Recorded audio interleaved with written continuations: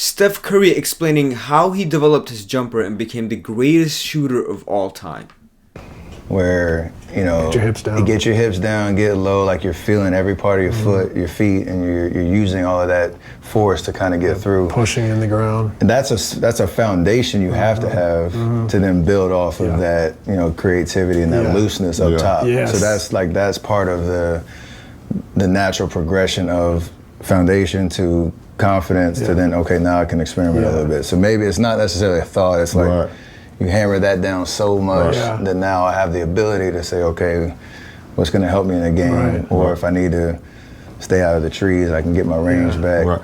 That's in there because I have this. And if I still have to go back to that well though. Like we do our stuff at the free throw line where you're doing like the spin. A long margin, like range, accuracy, dexterity, off the move, left, right, leaning in, leaning back, like you do it all. But like I don't know if you could do that if you had picture perfect form. I'm not saying you don't, but you invented a way of going through the zone. Like you said, off the dribble, like it's up. And that gave you more range and that gave you more dexterity. Like, by the way, it's 10 out of 10. What Steph Curry essentially has developed here, and what Steve Nash is describing about Steph Curry's shot, is his nervous system's ability, neuromuscular facilitation, to be able to predict movement patterns and optimal movement patterns for each shot he's shooting.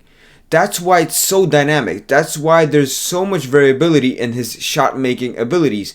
He does square up somewhat his upper body and his shot form and his release, but most of it is basically touch.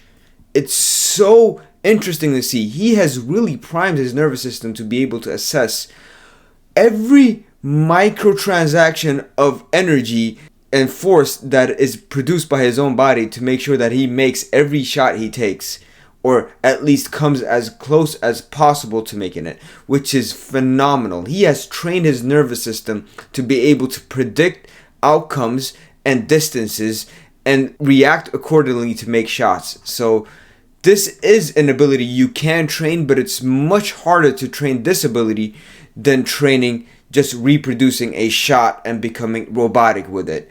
So I did explain this in another video, and I think it's really interesting that they're actually talking about it on this amazing podcast. But essentially, yes, this is what they call touch. Motor acuity, neuromuscular facilitation, and all of